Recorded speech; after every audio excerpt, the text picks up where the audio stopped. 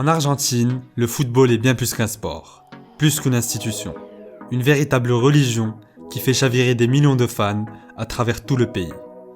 La retraite de Diego Maradona en 1997 a certes laissé un vide immense dans cet univers footballistique indispensable au bonheur du peuple. Mais dès le début des années 2000, une vague de talent redonne du baume au cœur à toute une patrie. Tevez, Lavezzi, Messi, Di Maria, Higuaín, Riquelme et tant d'autres forment la nouvelle génération dorée argentine à l'échelle nationale puis internationale. Parmi eux, un enfant né à Buenos Aires symbolise particulièrement le succès de ce football argentin. Un football offensif et puissant, technique et efficace, avec un grain de folie issu des ruelles de González Catán, là où Sergio Agüero del Castillo deviendra le joueur qu'on a tant aimé pendant plus d'une décennie.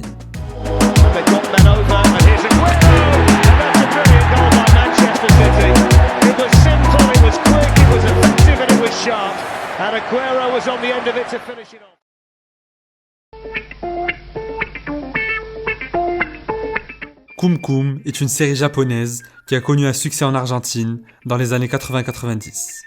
Née justement en 1988, c'est la ressemblance d'Agüero avec le personnage principal de la série qui lui a valu le surnom de Kun. Deuxième d'une fratrie de 7 enfants, Kun grandit au sein d'une famille pauvre dans la province de Buenos Aires. Dès l'âge de 8 ans, Sergio fait ses preuves dans des clubs locaux et intègre le mythique Independiente, un club avec lequel il est sacré champion d'Argentine des moins de 9 ans.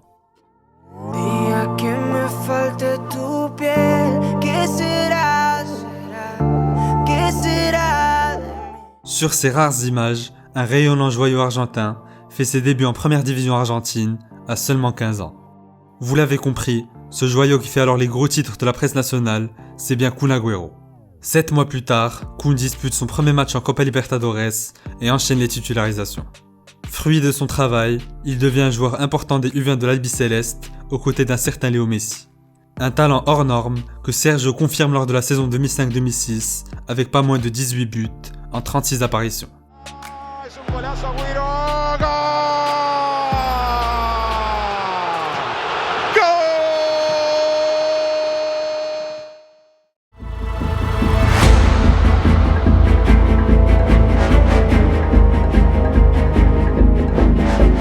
30 mai 2006. Le Kun est transféré à l'Atlético Madrid contre 20 millions d'euros. À l'époque, c'est le transfert le plus cher de l'histoire du football argentin. Sous les couleurs des Colchoneros, Agüero signe un premier exercice compliqué. Avec 7 buts toutes compétitions confondues, il ne parvient pas à s'imposer, au poste du numéro 9 déjà bien occupé par l'excellent Fernando Torres. À l'été 2007, quand El Niño quitte l'Atlético Madrid, le natif de Buenos Aires le sait. C'est le moment ou jamais de briller. En patron, Agüero devient le leader de l'attaque et hérite du numéro 10. Du haut de ses 19 ans et 19 buts en championnat, Sergio qualifie l'Atlético en Ligue des Champions pour la première fois en 10 ans. Messi Suarez, Di Maria Cavani, Godín Simeone. L'Argentine et l'Uruguay ont beau être des rivaux historiques, mais cela n'a pas empêché certains duos des deux pays de briller au plus haut niveau. Tous les deux formés à l'Independiente, Kun Agüero et Diogo Forlán forment l'une des attaques les plus impressionnantes au monde à la fin des années 2000. Le duo inscrit une soixantaine de buts en 2008, dont 2 magnifiques doublés contre le Barça. Entre-temps, Kun remporte les JO 2008 avec l'Albiceleste. Un sacre auquel il contribue aux côtés de son ami Léo, avec notamment un doublé face au Brésil en demi-finale. 108 matchs et une cinquantaine de buts plus tard, Agüero dépasse la barre symbolique des 100 buts avec les Colchoneros et demande son départ du club dans la foulée. À seulement 23 ans et après 5 merveilleuses années à Madrid, il quitte l'Atlético avec le statut de grand numéro 9 et de légende du club. « 15 août 2011. Nouveau club, nouvelle ville, nouveau championnat, mais même fougue, même qualité face au but. L'adaptation d'Agüero sous le maillot mancunien est d'une rapidité déconcertante. Moins de 20 jours après sa signature en faveur de Man City pour un montant de 45 millions d'euros, Kun inscrit son premier doublé avec les Citizens. Sur sa lancée, il clôt sa saison avec 23 buts et 10 passes décisives, en finissant 3e meilleur buteur du championnat, derrière Robin van Persie et Wayne Rooney. Mais de tous ses buts lors de ce premier exercice, c'est bien celui à la dernière minute de jeu de l'ultime journée de Premier League qui restera jamais gravé dans les mémoires.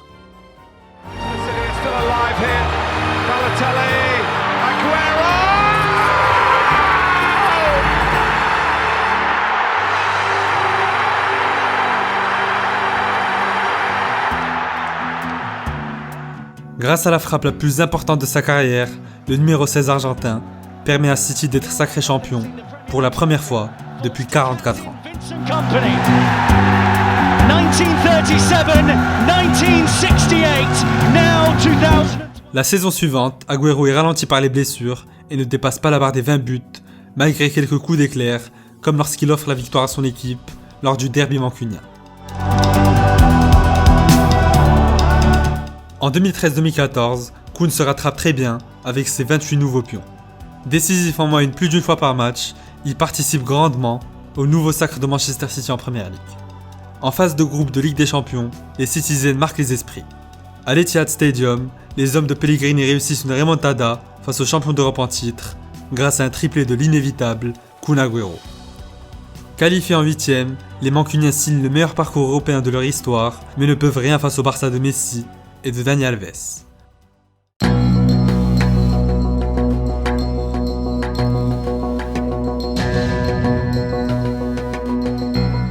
L'arrivée de Pep Guardiola à l'été 2016 est un changement majeur dans l'histoire récente de Manchester City.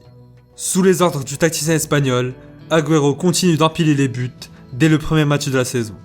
Toutefois, les ambitions tactiques de Guardiola le forcent à faire évoluer son style de jeu. Dénaturé de son rôle de renard des surfaces, Kun doit participer à la construction et souvent permuter avec ses compères en attaque. Malgré quelques moments d'agacement, l'Argentin réussit une belle adaptation lors des 2 saisons suivantes en inscrivant 33 puis 30 buts. En 2018, Kun et Pep sont sacrés champions d'Angleterre mais ne réussissent toujours pas à dépasser les quarts de finale de Ligue des Champions, butant contre le surprenant Monaco puis face à l'insaisissable Liverpool. Quelle performance pour Liverpool! Un succès, 3-0 pour l'équipe de Jürgen Klopp. Les 2 dernières saisons d'Agüero en Outre-Manche sont celles du déclin. Moins explosif, plus fragile, l'Argentin se blesse plus souvent et marque moins. Après 10 ans passés en terre mancunienne, Agüero dispute le 13 mai 2021 son dernier match avec les Citizens. Entré en jeu en seconde période, il inscrit un doublé sous l'ovation de l'Etihad Stadium.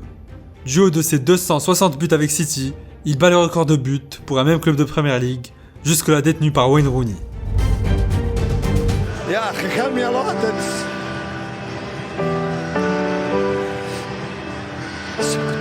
It's been the challenge for you. You've had to do it, replacing totems of this football club. We cannot replace him. We cannot.